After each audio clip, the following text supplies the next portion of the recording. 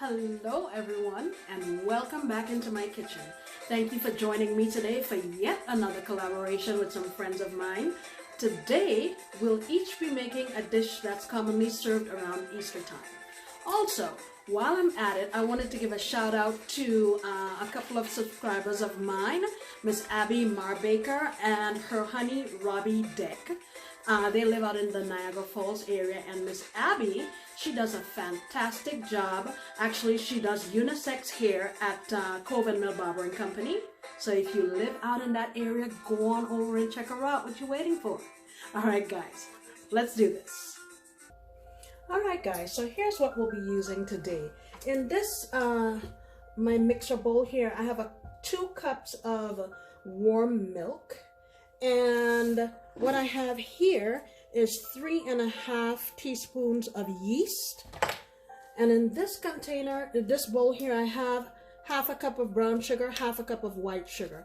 I'm just gonna put a couple teaspoons of this into my milk.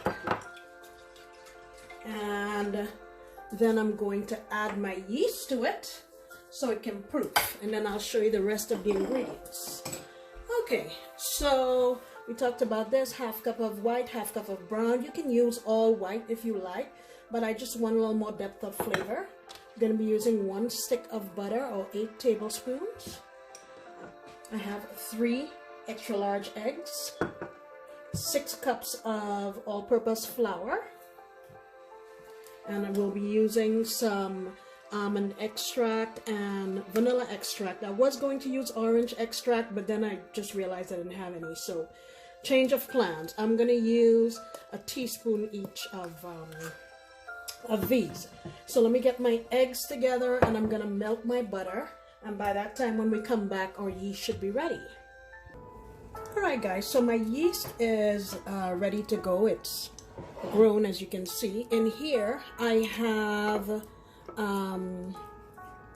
my 2 eggs, my butter, and I already added 1 teaspoon of vanilla, 1 teaspoon of almond, and I'm also going to add in just a little pinch of salt, just a little bit.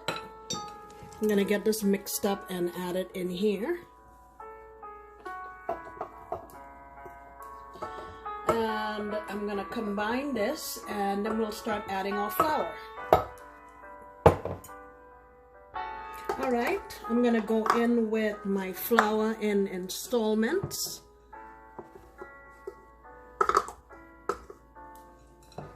Let's get that going.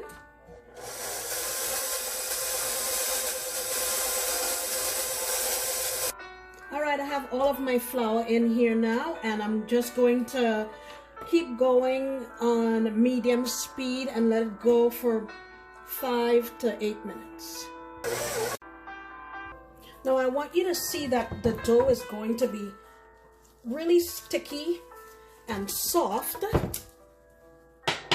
and that is the kind of consistency you're looking for. I'm just peeling it away from the bottom of our bowl here and getting it completely covered in a couple tablespoons of oil. And I'm just gonna cover it and put it in a warm place, and we'll be back.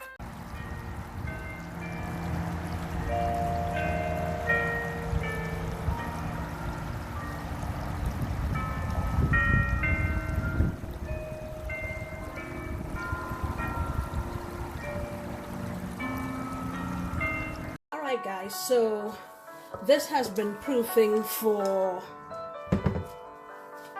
an hour, and what I'm gonna do now is try to get it out into an even log, sort of, because I want to cut it into I'm gonna say about 16 pieces. Let me get a big knife. Alright, so I have them cut up here, and not necessarily exactly the same. I mean, if you really wanted to, you could cut and weigh them, but I'm not going through that. what I want to do is show you what I'm gonna do with these. So what you want to do is roll it out into some logs, and you want to do 2 pieces. Make another one here. Hope you can see that. And you have 2 logs. You join them right here, and you just want to twist them like so. It's not difficult at all. See, you just give it a twist, and then you just make it into a circle like so. See that? All right. And I have a prepared, what do you call it, pan with some parchment paper, and I just took little pieces of the dough and stuck it on here to keep it into place. But I'm gonna get this here on my pan, and we're gonna do the exact same thing to the rest of these. Let me try this rolling method. Let's see, roll it into a snake. Alrighty, join the 2 pieces, and just like we did before, just twist like when you're doing a braid, sort of. And that's it. So I'm going to do all of these, and you want to make sure you kind of space them out, because we're going to leave them again to proof maybe for another 30 or 40 minutes, and then we'll come back and get them ready to go in the oven. Okay? Alright guys, so here are all of our little Italian breads. And usually what's done is an egg is placed in there, either a hard-boiled or a raw one, and it's baked with the egg in there. But my research shows that people usually don't eat the egg. They just eat the bread and toss the egg, and I just feel like that's a waste. So what I'm gonna do, I sprayed this piece of foil, and I'm trying to create a sort of cavern here, so that when this rises and bakes, there's still going to be an indentation, so that I can put in some little treats in there that I am pretty sure people are going to eat. So I have these here, and I'm going to let them proof again for about an hour, and then I'll come on back.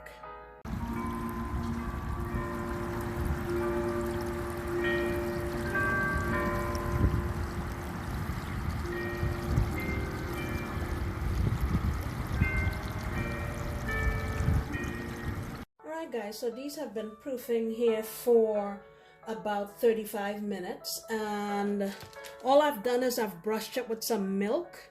I'm not really a fan of egg in there. I feel like there's enough egg in here, so I'm using milk to get a nice color, and my oven is preheating at 350. I'm gonna put it in there for 20 minutes, and then I'll let you see what we do next. I forgot to put on some sprinkles. Let me try to get some on here. Oh, these are pretty. I mean, you don't have to put sprinkles on, but I think they look really cute.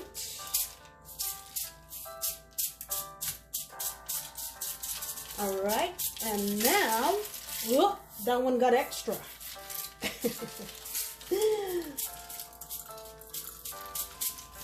Let me see. If you can see the colors. Alright. Alright guys, so these came out of the oven about 15 minutes ago. I let them cool off, and they were in there for 22 minutes. Let me show you what they look like. Alright. The other one is here. So this is what I'm gonna do. I'll show you what I'm going to use. I purchased these, and that's what I'm gonna use to decorate my Easter breads. I'm gonna make it, try to, you know, make it like a bird's nest. So what I'm gonna do is drizzle some of my sugar-free honey on there and use that to stick my eggs in there. This one comes individually wrapped. Let me get it out of the package. And I already drizzled some honey on there.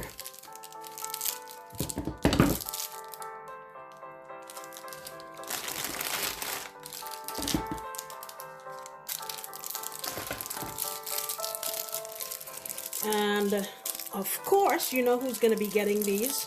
The grandbabies. I'm sure they'll like it. Better than if I put a real egg there. All right. And for the small one, I think I'm going to put the small eggs. Let's get the honey on there. This is just to get it stuck. All right. I'm going to put one in the middle. And that one's going to stop the other ones from going through.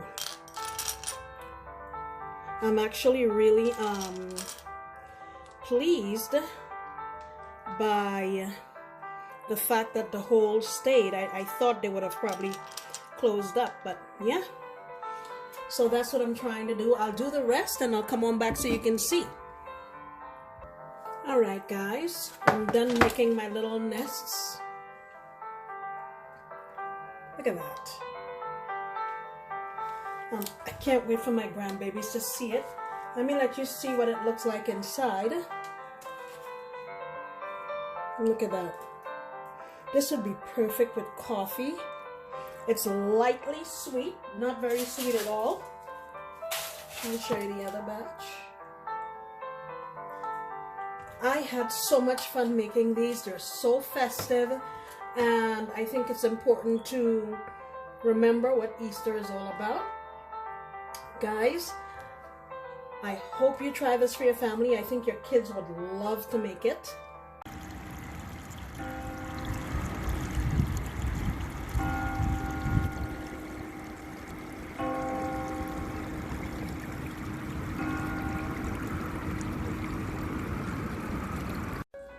Okay, everyone, thank you so much for spending time with me in the kitchen today.